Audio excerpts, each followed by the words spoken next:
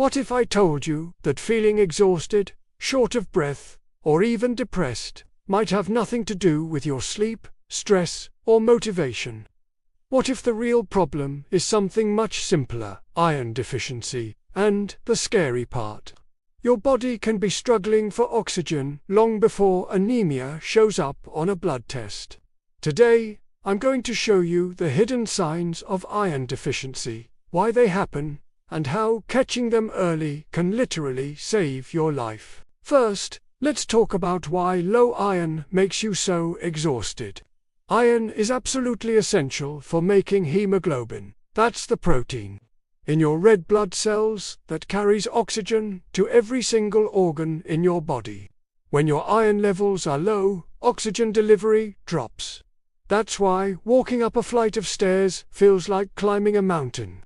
It's why carrying groceries leaves you completely winded. Your heart might even start racing, trying to compensate for the lack of oxygen. Your body is basically working overtime just to do normal, everyday things. This isn't just being tired. It's a physical struggle for oxygen at a cellular level. Now, take a look at your fingernails from the side. This is a classic but often missed sign. In iron deficiency, your nails can become thin and concave, looking like the inside of a spoon. This condition is called koilonychia, or spoon nails. Here's a simple at-home test you can try. Place a single drop of water on your nail. On a healthy nail, the water will bead up and roll right off. But on a spoon-shaped nail, the water will stay pooled right in the center.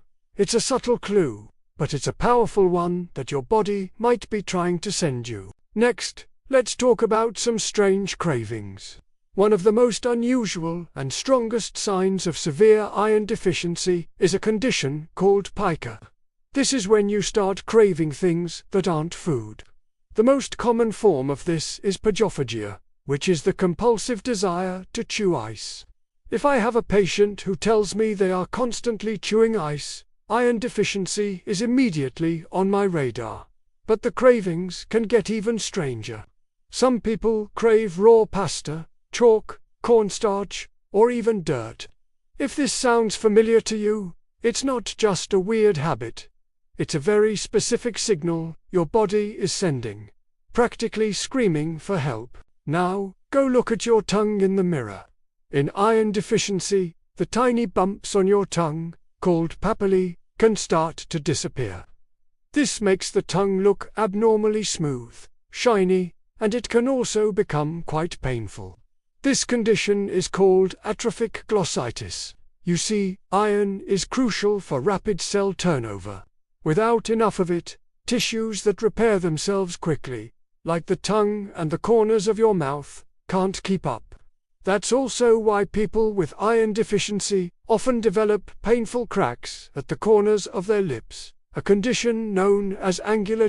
Iron also plays a major role in your immune function. When your iron is low, you might find yourself getting sick more often. Fungal infections like ringworm can become more common. You might also experience an increase in skin and even lung infections. Another strange sign is a chronic itch that appears without any visible rash. And of course, there's hair thinning.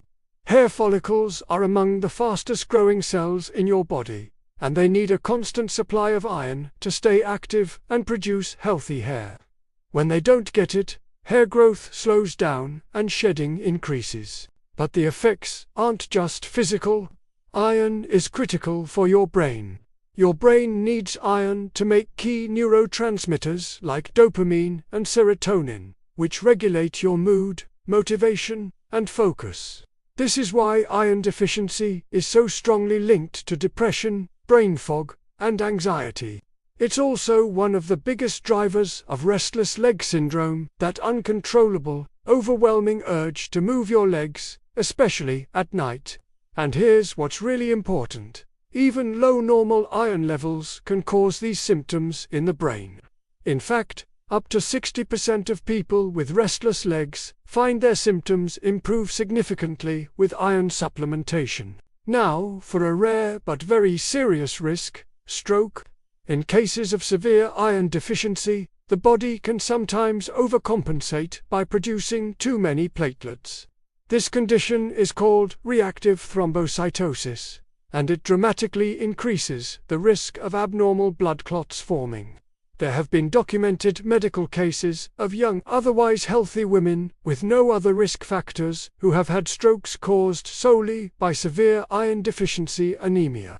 It is rare, but it is real, and it highlights just how serious this nutrient deficiency can become if left untreated. So, how is iron deficiency properly diagnosed? The single best initial test is a blood test for ferritin. Ferritin is a protein that stores iron, so it's a direct marker of your body's iron reserves. Low ferritin means you have iron deficiency even before your hemoglobin drops and you develop full-blown anemia. But there's a catch. Ferritin is also an inflammatory marker. This means it can rise during inflammation or an infection, which can falsely hide an underlying deficiency. That's why doctors will often order a full iron panel to get the complete picture and make an accurate diagnosis. Once diagnosed, treating iron deficiency isn't just about taking supplements.